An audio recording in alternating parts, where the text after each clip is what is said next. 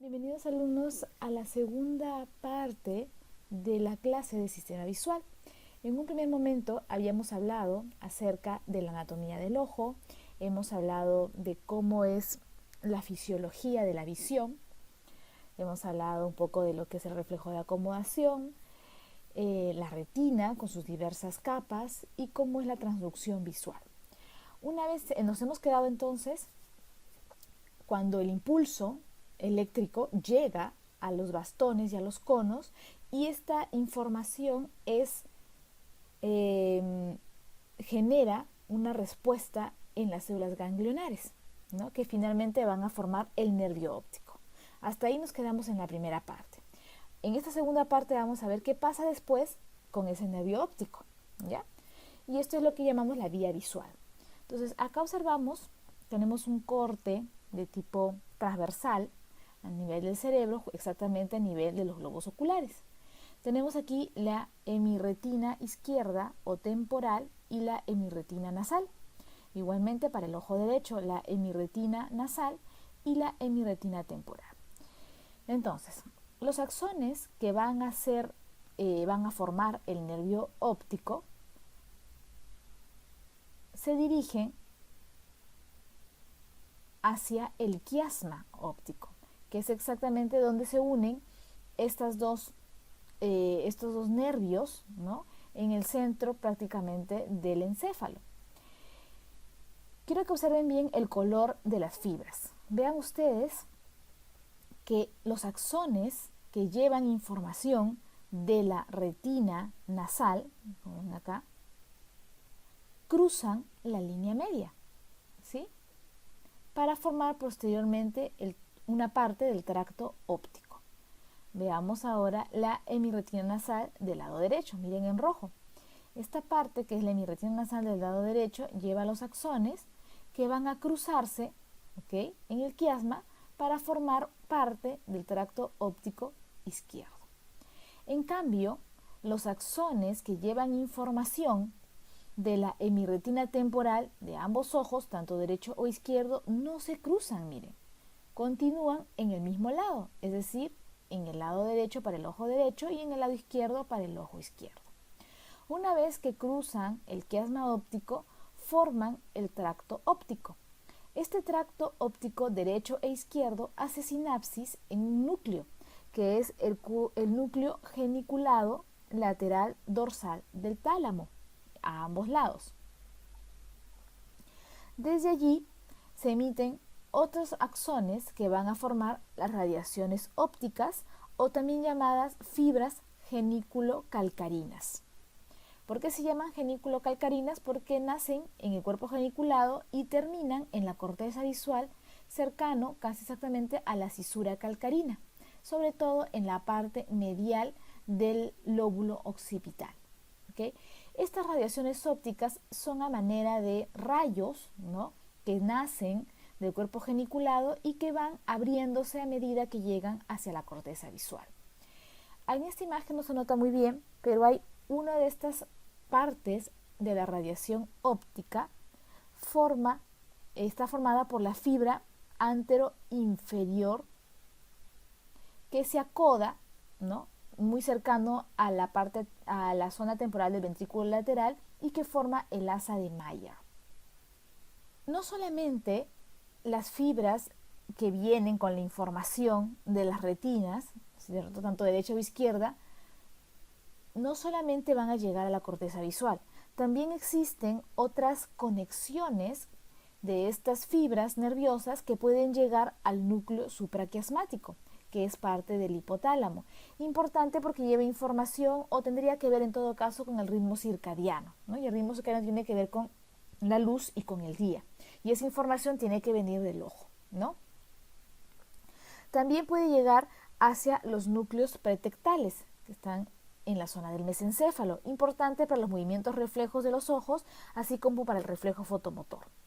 También hace sinapsis o hay conexiones con el núcleo geniculado lateral ventral del tálamo y regiones basales del cerebro que sirven para funciones conductuales. ¿Okay? Entonces no solamente va a llegar esta información hacia la corteza visual, sino que también a otras áreas del cerebro que tienen que ver con, como les digo, con reflejos, tiene que ver con el ritmo circadiano y con funciones conductuales. Muy bien, hablemos de la corteza visual. La corteza visual se ubica en el lóbulo occipital y hay dos zonas, ¿no? La corteza visual primaria y la corteza visual secundaria. La primaria, como les dije, se localiza en el lóbulo occipital, sobre todo en la parte medial del lóbulo occipital, ¿no? Acá, como ustedes ven, este es un corte exactamente de la mitad, es un corte sagital, ¿no? Acá sobre la parte del cerebelo, ¿ya? Y acá el cuerpo calloso.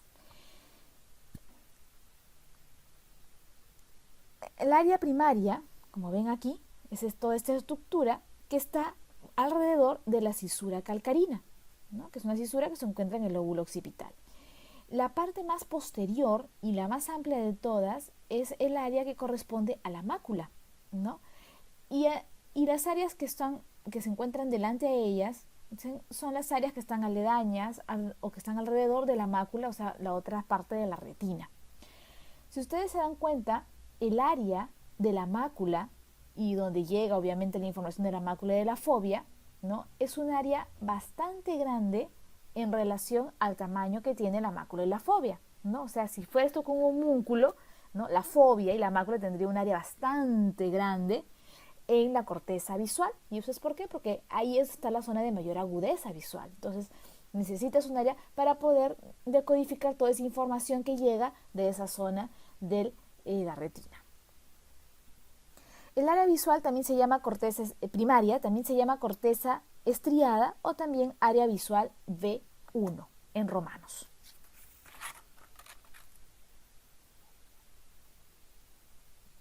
Alrededor del área visual primaria encontramos las áreas visuales secundarias, que la vamos a ver mejor en la parte superficial, ¿no? De la corteza cerebral. Como ven aquí, en el número 17, que es el área de Brodmann, es en la corteza visual primaria, y adyacente a ella se encuentra el área de Brodmann número 18 y 19, que le sigue, ¿no? Que es la corteza visual secundaria.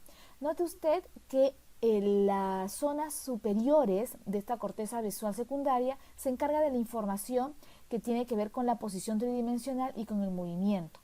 Y en las partes inferiores, ¿no? Más cercanas al lóbulo temporal, tienen que ver con características visuales de color de los objetos. ¿Okay? Ahora, a lo largo del trayecto que se ha formado de la vía visual puede haber lesiones, y estas lesiones tienen una clínica especial. Vamos a ver esta imagen. Tenemos acá los globos oculares, tenemos las retinas que llevan información contralateral del campo visual, ¿no? Es decir, el campo temporal que ustedes ven en esta zona se va a proyectar en la hemirretina derecha y el campo nasal en la hemirretina izquierda, ¿no? Del ojo izquierdo. Igual sucederá con el ojo derecho, ¿no? El campo nasal se proyecta en la hemirretina derecha y el campo temporal en la hemirretina izquierda. Muy bien. Cuando hay una lesión del nervio óptico, vamos a ver letra A, exactamente se secciona el nervio óptico, en este caso del ojo izquierdo, tú vas a tener una ceguera del mismo lado, es decir, una ceguera completa del campo visual del ojo izquierdo, letra A, ¿sí? Cuando tienes una lesión a nivel del quiasma óptico, miren aquí, vean que justamente se va a dañar aquellas fibras que llevan información de la hemirretina nasal, que a su vez lleva información del campo visual temporal. Por lo tanto, la hemianopsia que va a tener este paciente es una hemianopsia de tipo bitemporal. Los campos temporales no va a poder distinguir el paciente, ¿ya? Es una hemianopsia de tipo bitemporal. Si la lesión es a nivel del tracto óptico, ¿okay? Antes de llegar al núcleo geniculado, vean acá, entonces, ¿qué información está viniendo en este tracto óptico izquierdo? Lleva información de el campo nasal, como ven aquí, del ojo izquierdo, y también lleva información de el campo temporal del ojo derecho. ¿Ok? Entonces veamos la C. La C entonces es una hemianopsia, ¿ok?, homónima derecha. Se dice homónima porque los dos campos del lado derecho están alterados. Mismo lado, homónima. Lado derecho y lado derecho. ¿Ok? Es una hemianopsia homónima derecha. Si la lesión es en todo el tracto genículo calcarino, toda esa radiación que era como un abanico que les dije, letra D, es prácticamente lo mismo que si fuera en el tracto óptico. Por lo tanto, también es una hemianopsia homónima derecha. ¿Ok? Pero con conservación de la mácula. Como ven acá, se ve como un huequito, ¿no es cierto? Puede todavía observar la zona de la mácula. Este es en el tracto genículo calcarino. He añadido dos lesiones más, ¿ya? Si la lesión es en el asa de Meyer, o sea, en esta zona del tracto de las radiaciones ópticas, que es la fibra anteroinferior, vean acá, solo este pedacito, ¿no? Esta zona nada más, letra E, tú vas a tener una cuadrantanopsia, ¿okay? Ya no hemianopsia, miren, cuadrantanopsia homónima derecha superior, ¿sí? Porque es el cuadrante superior el que se altera, ¿ya? Esto recuerden que es un asa anteroinferior. Si es inferior, lo que no va a ver es la parte superior. Acuérdense que todo en el ojo es lo contrario, ¿ok? Si la lesión es en la otra radiación que no es la anteroinferior, es decir, la que está superior, ¿ya?, la cuadrantanopsia será homónima derecha inferior, ¿ok? Homónima derecha inferior. Okay, muy bien. Les sugiero que repasen con el ojo derecho, ¿ya?, para que vean cómo son las lesiones. No siempre dibujen. Mi sugerencia es que dibujen siempre, y dibujando uno se va acordando si es que es campo derecho, campo izquierdo, si es superior, inferior, etc. El sistema nervioso autónomo en el ojo, al igual que en todos los órganos, son dos, ¿no es cierto? El simpático y el parasimpático. El sistema nervioso parasimpático viene a través del tercer par craneal, cuyo núcleo se encuentra en el mesencéfalo, que es el núcleo de Edinger-Westphal. La fibra preganglionar hace sinapsis en el ganglio ciliar y sale la fibra postganglionar. Miren que el ganglio ciliar está muy cerca del órgano efector, tal como sucede en cualquier sistema nervioso parasimpático. Esta fibra postganglionar tiene su órgano efector en dos estructuras: el músculo ciliar, que sirve para la acomodación, y el músculo constrictor de la pupila, que sirve para hacer miosis. ¿Okay? El sistema nervioso simpático, por su parte, viene a través de los segmentos torácicos superiores de la médula espinal, ¿ya? La fibra aferente, la fibra preganglionar hace sinapsis en el ganglio cervical superior, que forma parte de la cadena del tronco simpático. La fibra postganglionar sale del ganglio cervical superior, que está lejano al ojo, ¿okay?, y viaja por el plexo carotidio hasta llegar al ojo, específicamente al músculo dilatador de la pupila, para hacer midriasis, ¿ya? Entonces, esto es solamente un recuerdo de lo que ustedes ya saben, ¿ya?, de la inervación autónoma. Hablemos ahora de los reflejos. El reflejo fotomotor es aquel reflejo en el cual uno incide la luz en el ojo, en la pupila, para que llegue esta información a la retina y el ojo produzca miosis, cierre la pupila. Eso se llama reflejo fotomotor directo, porque en este ojo, vamos a poner en este ojo que es en el ojo derecho, directamente estoy estimulando yo este ojo derecho. Pero si ustedes, al mismo momento que se estimula el ojo derecho y produce miosis, el ojo izquierdo hace lo mismo, a pesar de que no ha sido estimulado él. Y eso se llama reflejo consensual. O sea, el reflejo fotomotor va de la mano con el reflejo consensual. Eso es lo normal. Veamos cómo es cómo llega esta información. Como todo reflejo tiene que tener una fibra eferente, tiene que tener un centro integrador y tiene que tener una fibra eferente que va a producir la respuesta. La fibra aferente, ya que va a llevar información de la luz, viaja a través del segundo par craneal. Él lleva esa información. Fibra aferente, segundo par craneal. Este segundo par craneal pasa por el nervio óptico, ¿no es cierto? Forma el quiasma, el tracto óptico y llega a ambos lados en el mesencéfalo de los núcleos pretectales. Estos núcleos pretectales que se encuentran en el mesencéfalo hacen sinapsis tanto ipsilateral como contralateral de los núcleos parasimpáticos del tercer par craneal, que es el Edinger-Westphal. De ahí salen las fibras eferentes, o sea, este sería el centro integrador. Las fibras eferentes salen como el tercer par craneal, ¿okay? Fibra parasimpática, sinapsis en el ganglio ciliar, y sale la fibra postganglionar hacia el músculo constrictor de la pupila, ¿okay? Para producir miosis, tanto del ojo que se ha estimulado directamente como del ojo contralateral, ¿ok? Ese es el reflejo fotomotor. Muy bien, esto es lo mismo, tenemos aquí en la pupila, en el iris específicamente, tenemos dos tipos de músculo, los músculos constrictores, como ven acá, y los músculos dilatadores. Cuando se estimula el sistema nervioso central, o sea, el sistema nervioso simpático, perdón, o sea, la cadena simpática cervical, va a contraer al dilatador de la pupila. Por lo tanto, abre la pupila y produce midriasis, como ven en la imagen de este personaje.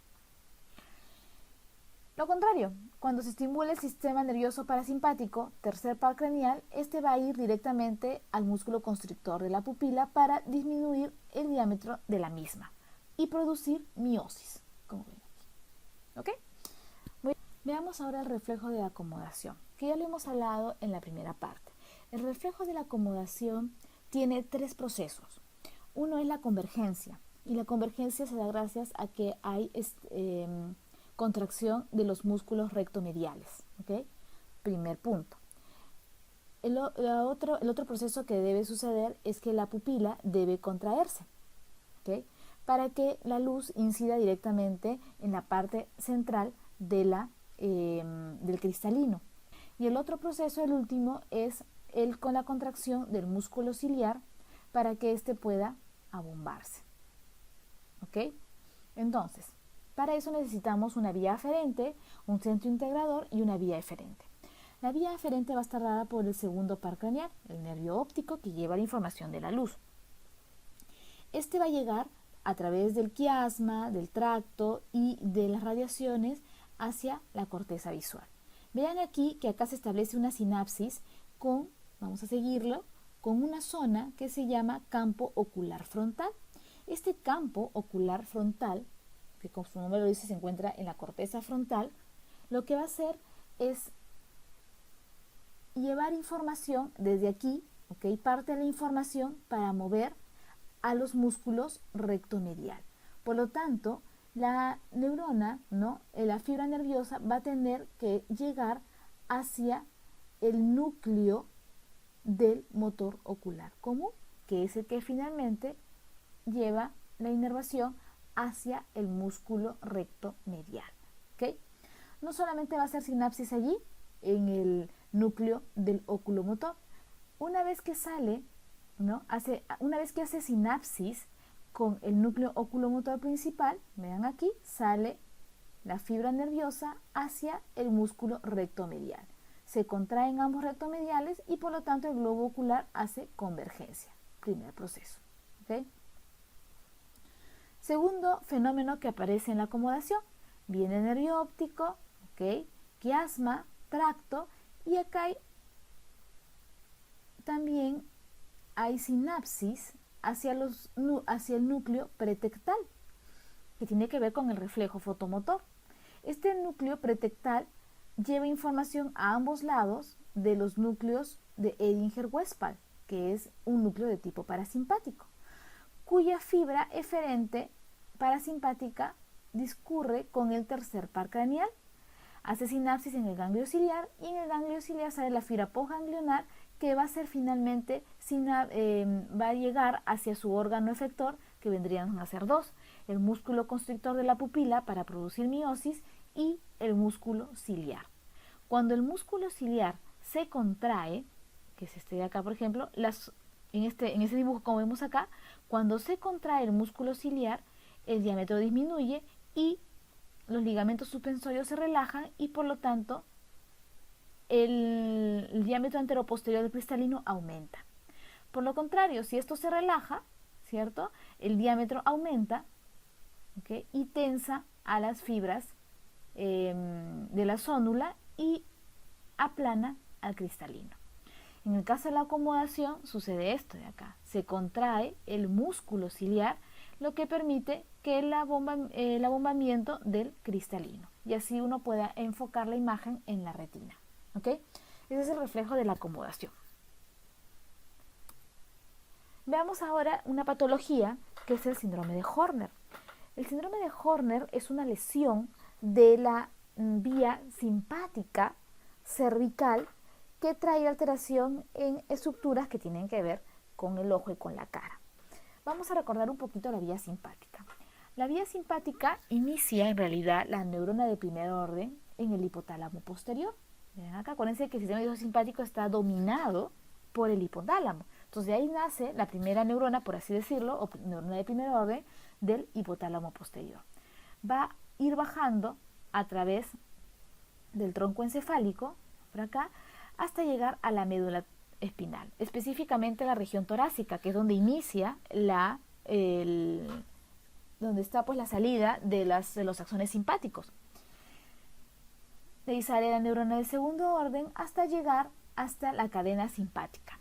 En este caso, la cadena simpática cervical, que ahí sería la neurona preganglionar, hace sinapsis aquí en el ganglio simpático cervical y sale la neurona postganglionar, llega al plexo carotidio, o sea, viaja, ¿no?, junto con el plexo carotidio hasta llegar a sus órganos efectores. En este caso sería el músculo del tarso, que es para la apertura del párpado superior, el dilatador de la pupila, acuérdense que es simpático, y sirve también para inervar a las glándulas sudoríparas. ¿Qué sucede cuando tienes, por ejemplo, una lesión de toda esta vía simpática? Hay una triada en realidad en el síndrome de Horner. El paciente, ¿qué es lo que tiene? Lesión del músculo tarsal, por lo tanto tiene caída del párpado, ptosis palpebral. No va a dilatar la pupila, por lo tanto tiene miosis del ojo afectado, ¿no? Y no va a haber inervación a las glándulas sudoríparas, que es lo que caracteriza a estos pacientes con anhidrosis de la mitad de la cara. ¿Cuál es la causa? Bueno, va a depender de qué parte de todo este recorrido esté alterado. Puede ser a nivel del hipotálamo, puede ser a nivel del tronco encefálico, puede ser a nivel de la médula espinal o de la cadena simpática ganglionar cervical, ¿no? En cualquiera del trayecto de esta vía simpática puede producir un síndrome de Horner. Uno de los más característicos y más comunes que ustedes van a encontrar es cuando se altera la cadena simpática cervical superior gracias a un tumor que encontramos en el pulmón, ¿no? Y que como está adyacente, muy cercano a la cadena, al tronco simpático, como ven aquí, puede alterar esta información que viene del simpático y producir un síndrome de Horner. ¿Ok? Muy bien, entonces, hasta aquí creo que esta es la última. Ok, sí, hemos ya conversado y hemos tratado la parte de lo que es la vía visual con sus lesiones, hemos hablado de lo que es los reflejos fotomotor y consensual, el reflejo de acomodación y una patología que es bastante común e importante que conozcan, que es el síndrome de Horner. Muy bien, acá hemos acabado entonces lo que es sistema visual. Muchas gracias por su atención y nos vemos en otra oportunidad. Gracias.